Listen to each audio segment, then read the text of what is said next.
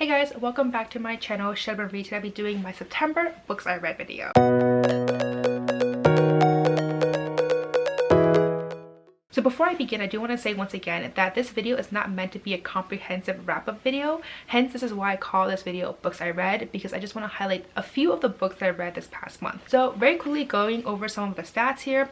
I read 22 books in the month of September, and on top of that, 3 of them were DNF. So total is technically 25 books. Then out of the 22 books I read, 3 of them were ebooks, 12 of them were physical books, and 7 of them were audiobooks. And in terms of ratings, I gave 1 1.5 star, 3 2 stars, 5 3 stars, 1 3.5 stars, 7 4 stars, and 5 5-star reads. But for this video, I only have 5 books that I really want to talk about. So the first book that I want to talk about is Serpent and Dove by Shelby Mahurin. This book I gave 5 stars. It was so freaking good. I actually did a whole reading vlog / book review about this book already, so I will link that above in case you want to check that out. So this book follows Lou, who is a witch, and she has been hiding and running away for the past 2 or 3 years, and she's now currently living in this city. And as the book progresses, you find out why she's running away. And then on the other hand, we follow a witch hunter called Reed. Something happens between the 2 of them relatively early on in this book, and the 2 of them are forced into matrimony. And for most of this book, we kind of have 2 plots in a way. One is where we find out why Lou is running away, why she's hiding for all these years, and what happened to her all those years ago, like her backstory. And then for the other plot, I guess, it's the romantic plot. So the 2 of them start to fall in love, and it's just like a really good book, guys. But anyways, that's all I'm going to talk about this book, because I did a whole reading vlog / book review on it, so I will definitely have you check that out for yourself for more thoughts on this book. But this book was freaking amazing. I cannot wait for the sequel. So the next book that I want to discuss is Fireborn by Rosaria Munda. This book follows Annie and Lee, who are orphans from a brutal revolution. And this revolution essentially changed the world, where they basically overtook the old regime, where the old regime followed 3 main houses for each dragon. So there are 3 types of dragon, and each house is in charge of each type of dragon. And basically for this old regime, only the aristocrats can ride dragons. And then there are caste system with the aristocrats on the very top. And now this new regime follows the first protector, who essentially changed the entire system, where now everyone gets the chance to test to join the dragon riding fleets. So now basically anyone can have the chance to ride a dragon, which is the whole purpose behind this new regime. So Annie used to be a serf, and that was considered the lowest of the class system, and her whole family were actually murdered by dragon riders. And Lee, on the other hand, used to be heir to one of the main houses, and during the uprising his whole family was slaughtered. However, as the book continues, we find out that some of his family actually escaped. So now fast forward many years later, where the 2 of them are really good friends as well as competitors for the top position of the dragon riders. However, things change when Lee finds out that some of his family is still alive, and they're trying to reclaim their role and position in this world. So this was one of my most anticipated reads of 2019, just because I love fantasy, I love dragons, and I thought this book would be everything.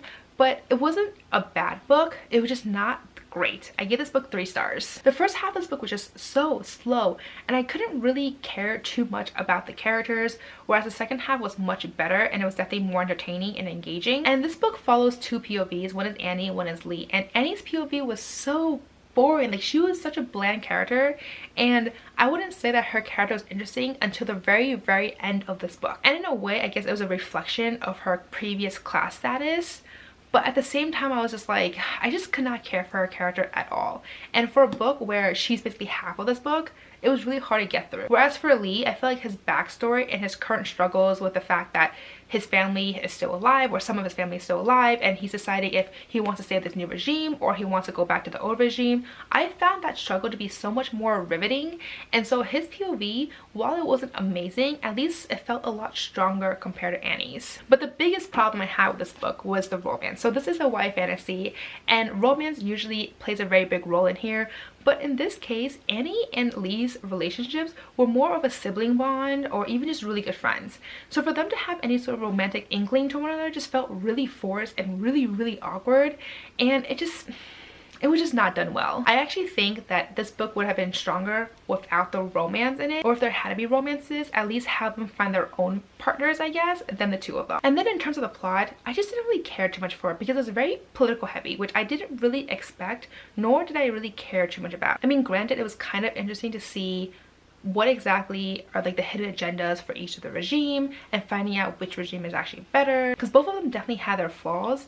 But I think it was just so heavy in this book that it took me away from it. So the romance took me away from it, the political heaviness of this book took me away from this book as well, and Annie was just like not a great character, that this book just fell so flat for me. Like the only two interesting part about this book, which is why I continue with it, was Lee's struggle with his family and just trying to decide if he wants to stay at the new regime or the old regime, as well as the dragons. I did think that was kind of interesting because there's all about like sparking and just different aspects of the dragons that I found really intriguing. But other than that though, this book was just not the greatest.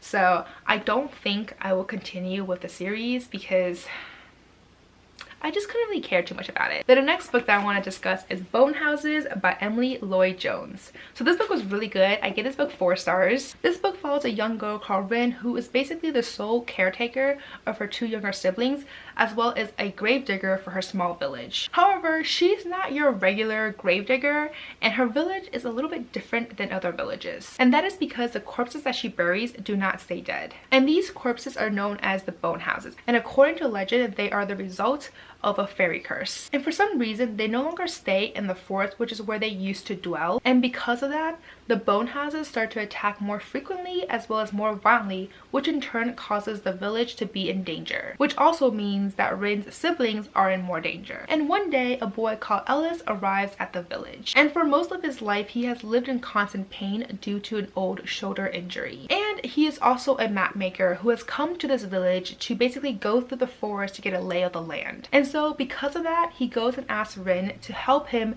basically guide him through the forest, and in return she asks him to help her find a way to break this curse and hopefully end this whole Bone Houses situation once and for all. So originally this book, I was a little hesitant to pick it up because I actually read a book from her before. I believe it was like The Hearts We Sold, and I didn't like that one. I think I gave that one like 2 stars or something like that.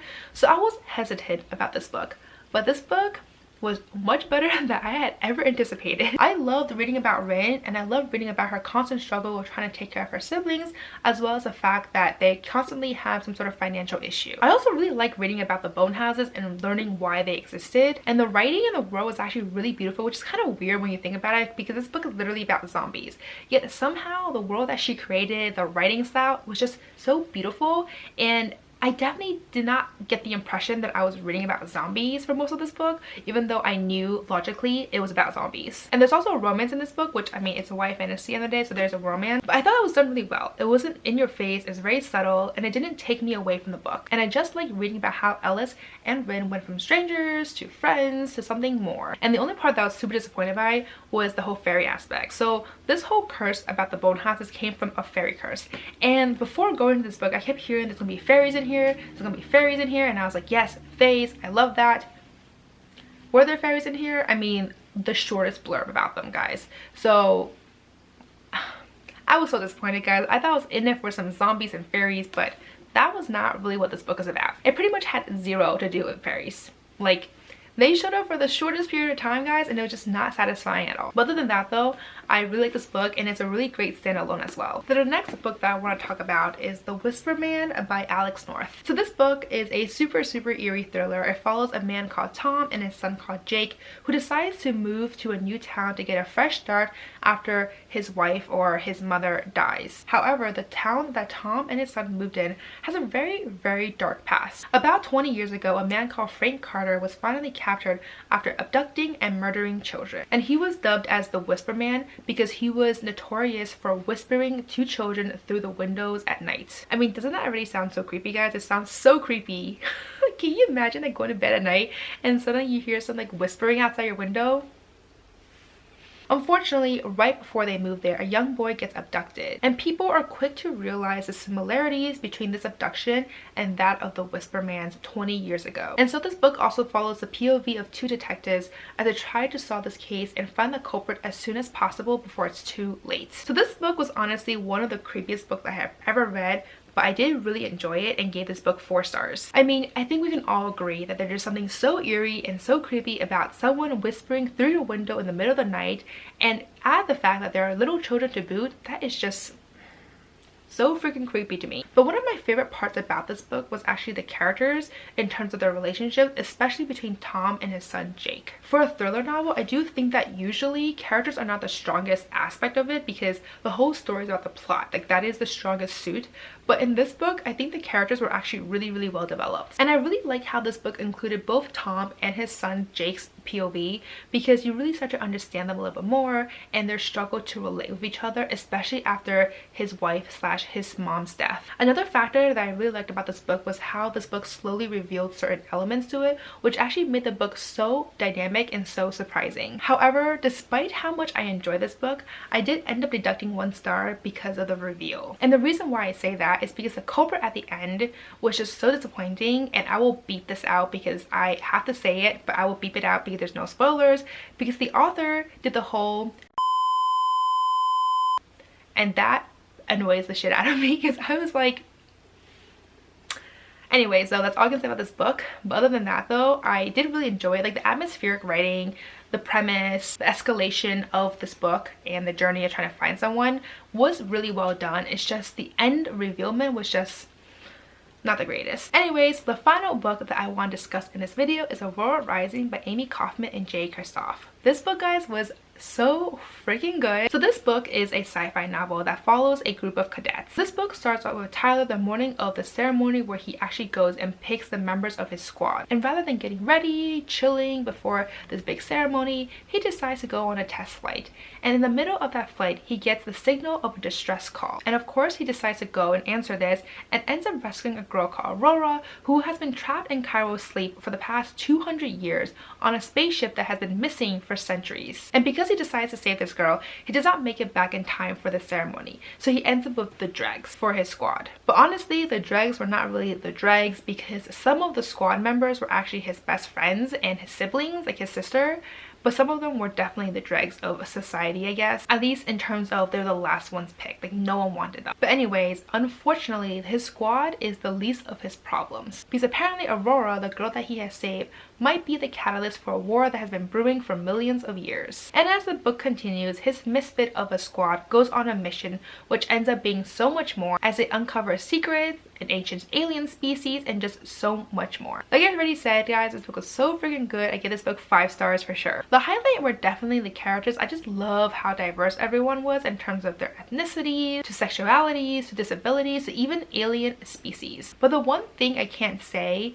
is how well the representation was in this book, because I've heard some mixed reviews in terms of the disability route. And then there's also this elf alien character that was just like, I loved him so much. Like, he was just a favorite. But as always, because this book follows a huge group of characters, there's always one character at least I did not like. I feel like what this character did, a lot of it stemmed from jealousy and pettiness, and a lot of her decisions were just not the greatest, and a lot of drama was ensued from that, and I just could not care about her character at all. But other than that character, though, I absolutely love the banter and the dynamic between all the other characters because they're just so endearing. And there's also some ships I'm really hoping pans out, because at the end of this book, only one relationship, I guess, has kind of panned out or is like on the road to panning out.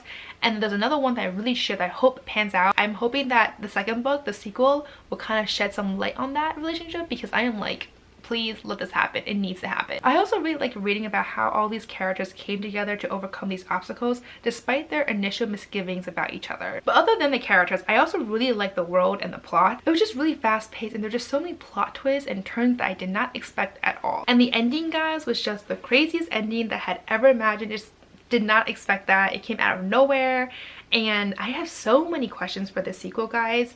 Just like, what will happen next? What will happen to some of the characters? What happened to some of my ships? Like, there's just so much about the sequel that I need answers for, and I cannot wait for the sequel to come out. So anyways, that's all I have to say for this video. Let me know down below if there's a book on here that you read already and you agree with me, or if you don't agree with me, let me know why you don't agree with me. Some of these I've definitely heard some mixed reviews about, so I'm really curious about everyone's thoughts about them. But anyways, that's all I have to say for this video. As always, if you like this video, please give me a thumbs up, subscribe down below, don't forget to follow me on Twitter and Instagram, and I'll see you guys next time.